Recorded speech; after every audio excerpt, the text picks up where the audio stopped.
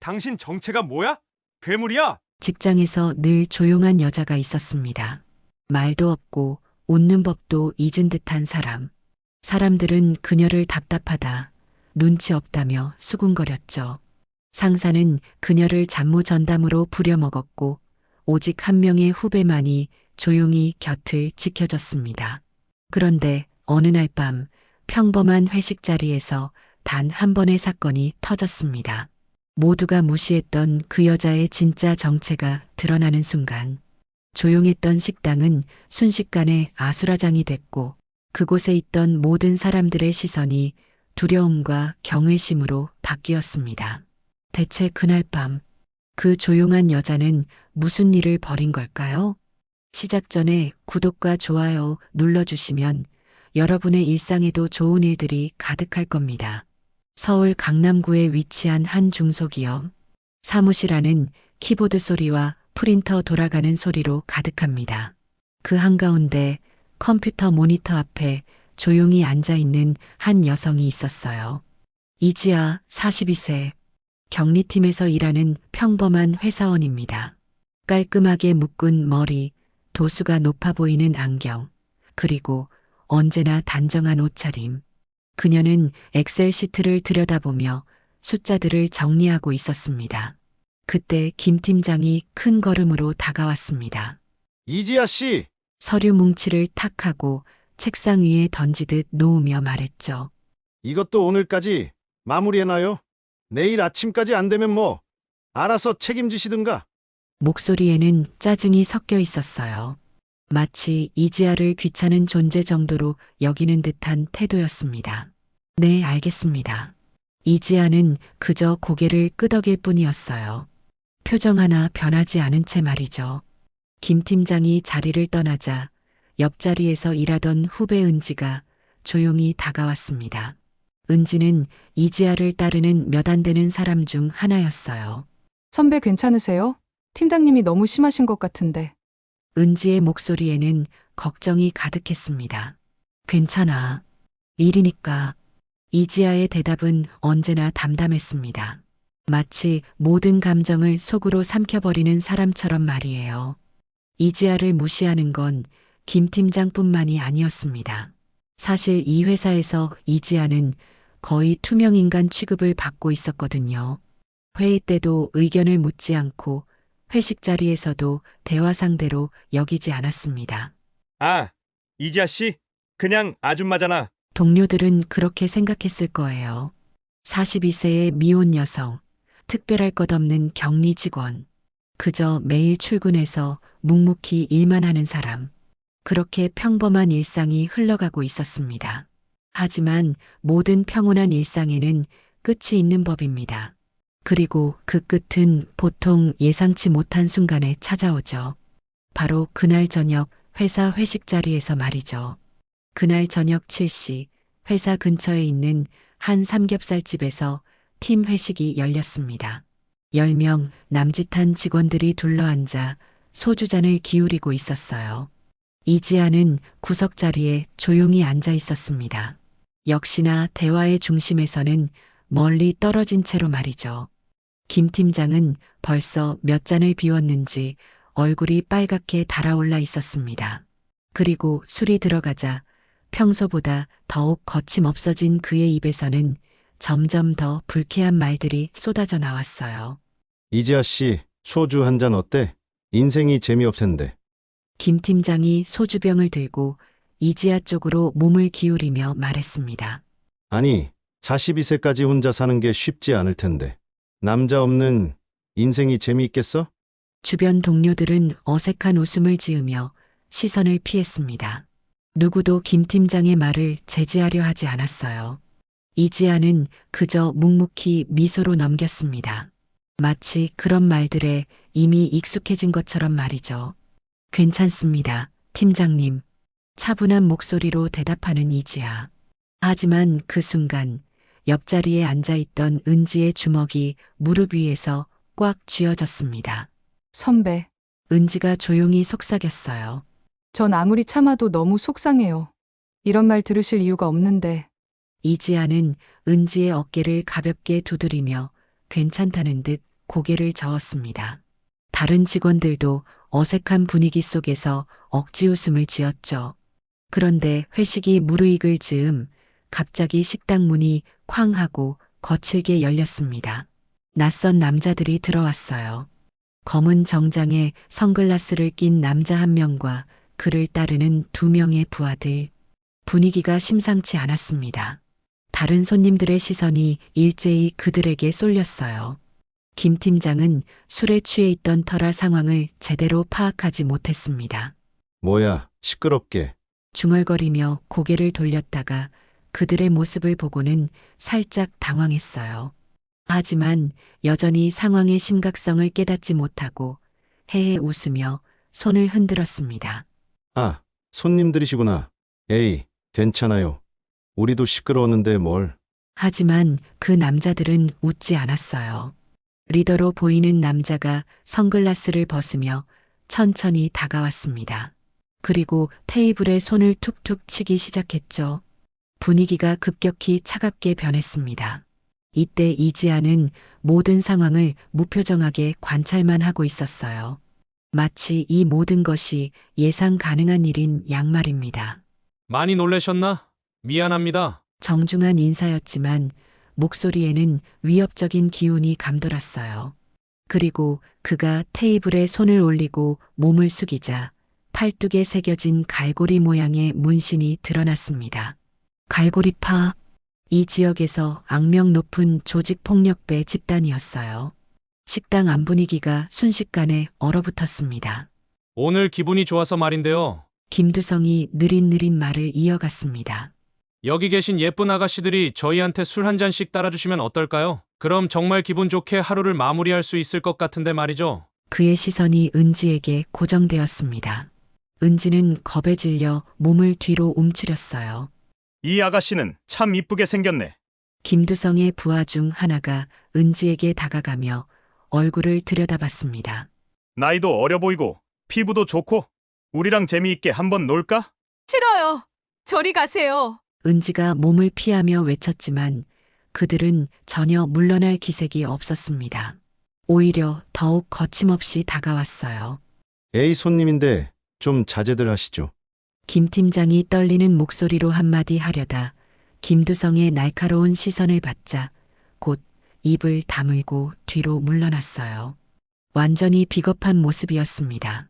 아, 팀장님이시군요. 김두성이 비웃듯 말했습니다. 그럼 팀장님이 먼저 모범을 보여주시죠. 저희한테 술 한 잔 따라주시면 되겠네요. 김 팀장은 벌벌 떨면서도 어쩔 수 없이 소주병을 들었습니다. 자존심도 용기도 모두 사라진 채로 말이죠. 다른 직원들은 두려움에 떨며 아무도 나서지 못했어요. 위압적인 분위기 속에서 식당 안은 완전히 조폭들의 통제하에 들어갔습니다. 그들은 여직원들을 희롱하고 남직원들을 조롱했어요. 특히 은지에게는 더욱 집요하게 달라붙었습니다. 아가씨, 우리랑 2차 어때? 재미있는 곳 많이 알고 있는데. 싫다고 했잖아요. 제발 그만하세요. 은지가 울먹이며 거부했지만 그들은 오히려 그런 반응을 즐기는 듯 했어요. 그런데 저기 누님은 참 조용하시네. 김두성이 드디어 이지아에게 관심을 돌렸습니다. 나이도 좀 있으신 것 같은데 인생 경험이 아주 많아 보여. 아줌마, 내가 좀 웃게 해드릴까? 그가 이지아에게 다가가며 손을 뻗으려 했습니다. 바로 그 순간이었어요. 이지아가 조용히 일어났습니다. 잠깐만요. 차분하고 낮은 목소리였습니다.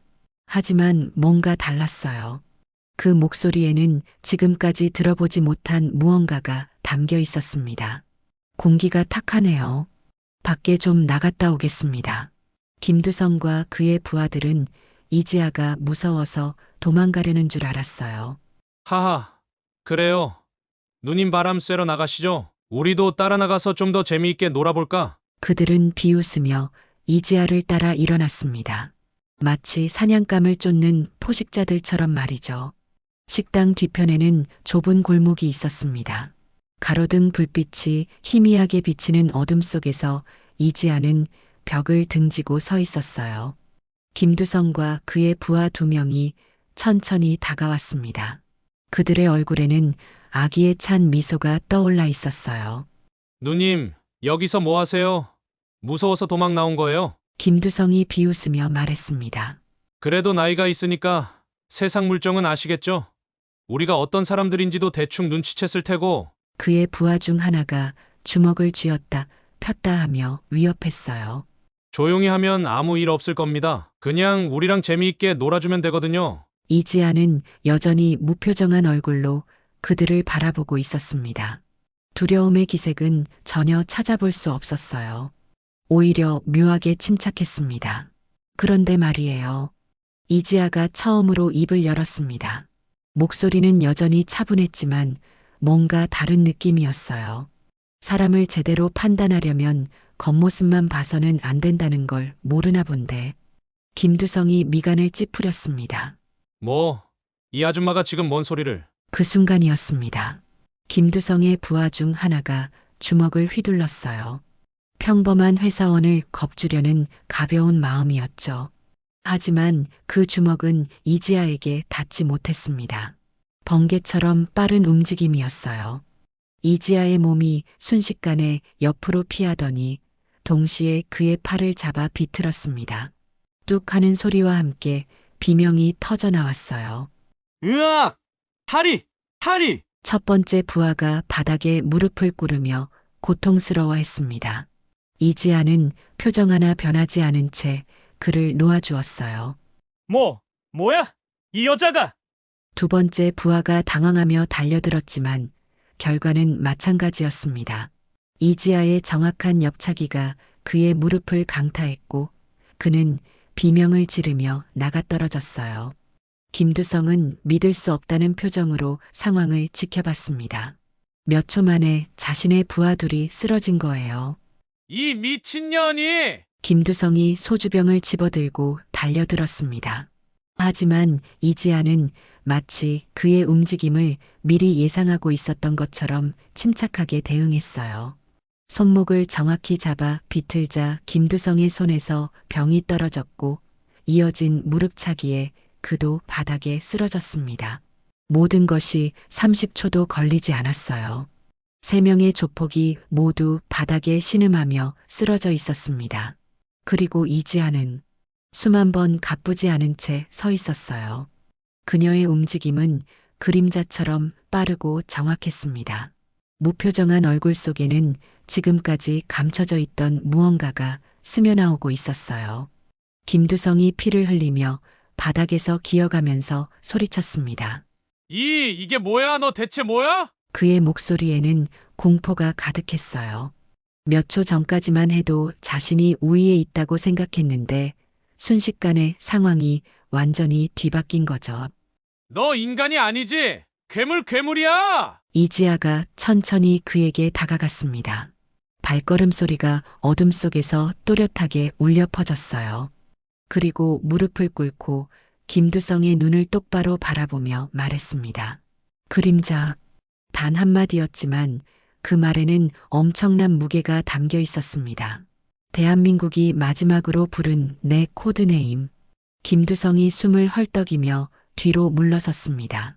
이지아는 과거에 국정원 소속으로 알려진 정체불명의 요원이었어요. 국가가 공식적으로 처리할 수 없는 일들, 그런 것들을 대신 맡아서 해결했지.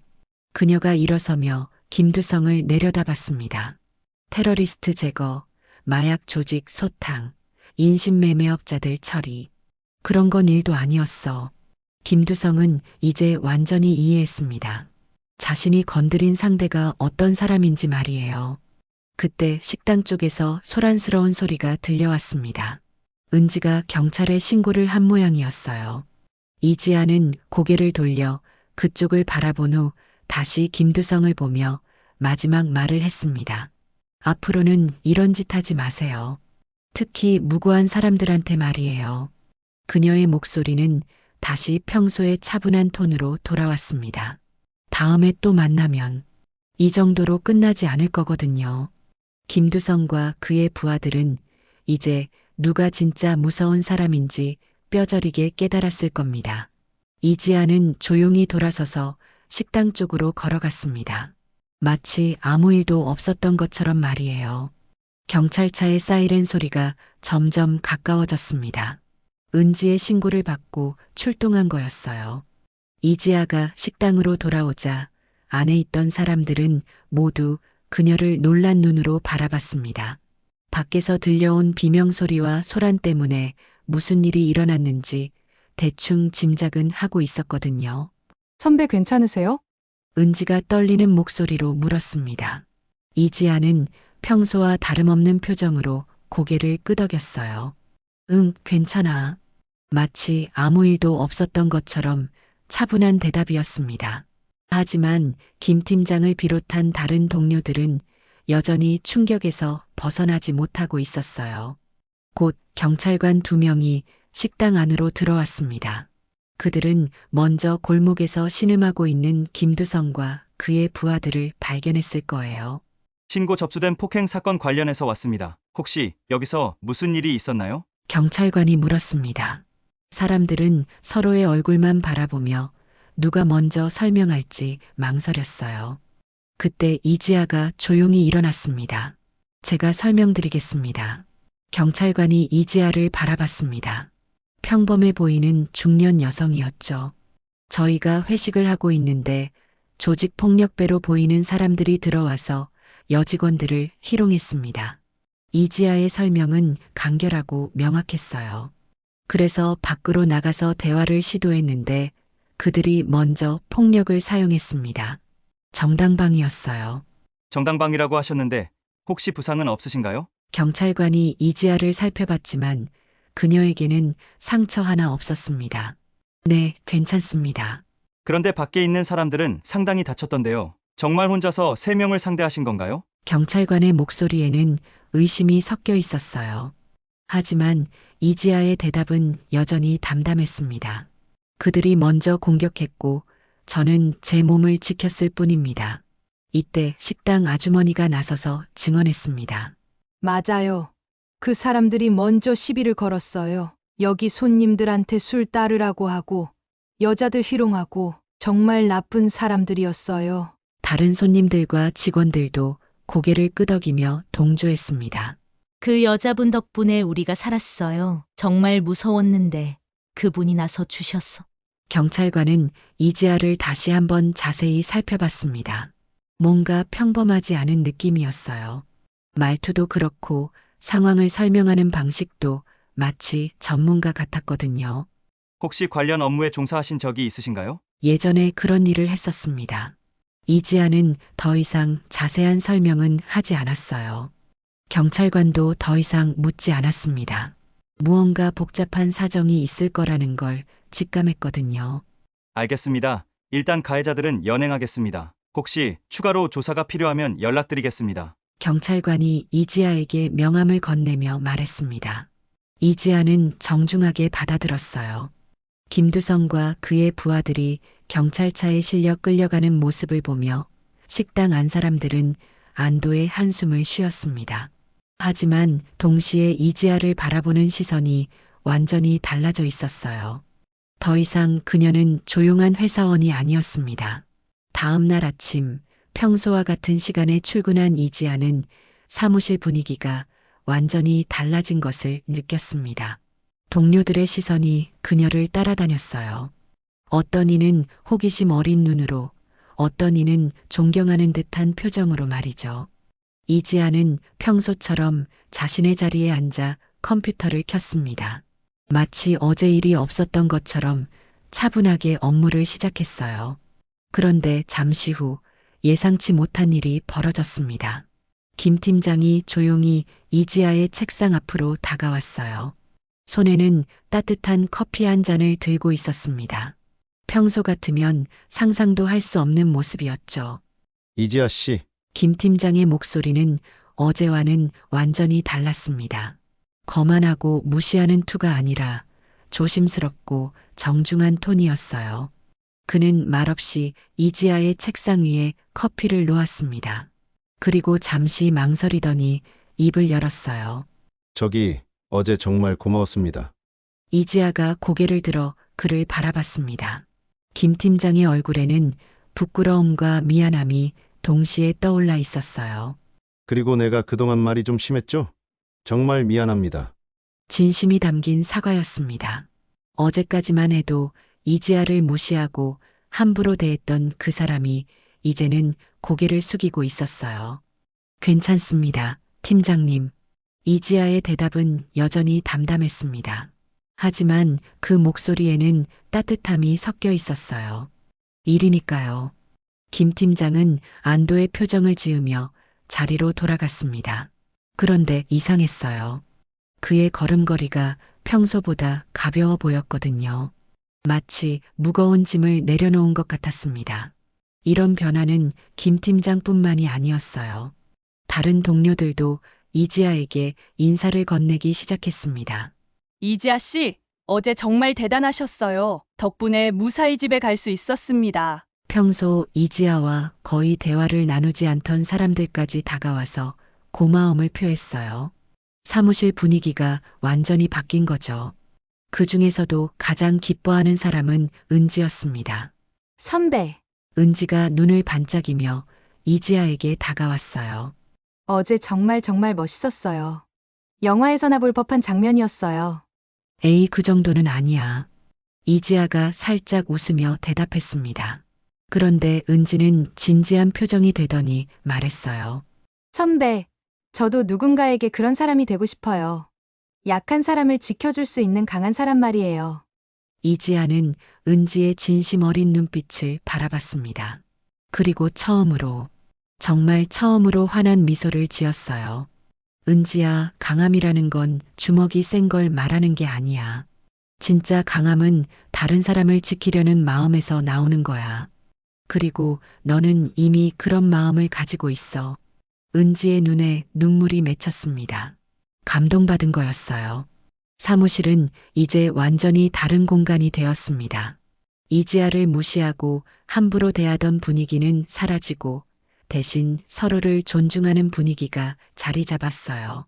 한 사람의 용기가 모든 것을 바꾼 거죠. 그날 저녁 이지아는 평소와 같은 시간에 퇴근했습니다. 지하철역으로 향하는 길, 이지아의 발걸음은 여전히 차분했습니다. 어제 일로 인해 자신의 정체가 드러났지만 그녀는 후회하지 않았어요. 오히려 마음이 한결 가벼워진 느낌이었습니다. 사실 이지아는 오랫동안 고민해 왔었어요.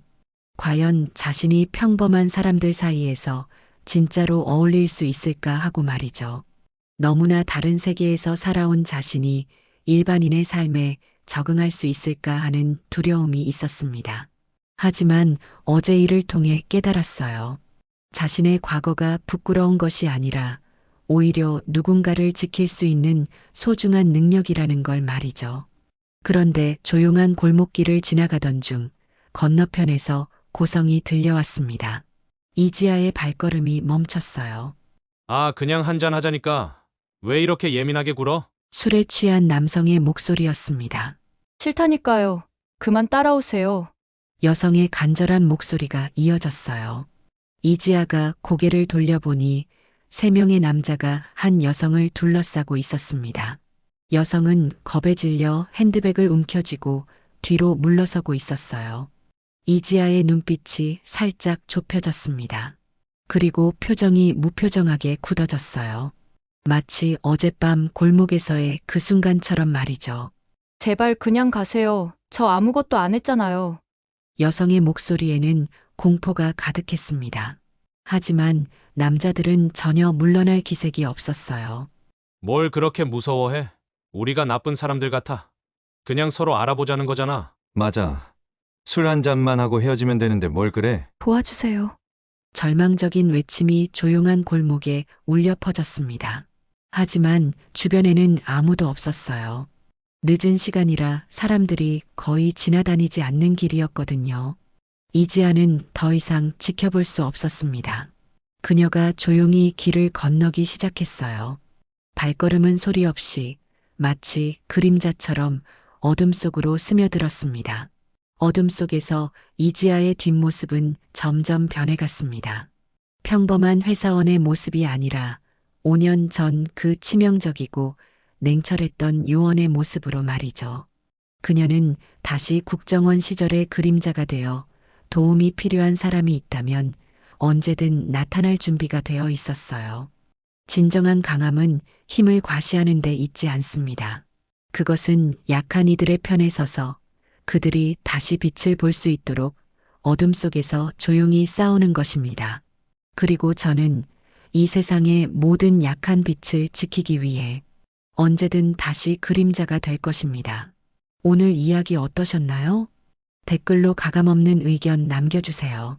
여러분의 소중한 의견이 더 좋은 이야기를 만드는 원동력이 됩니다.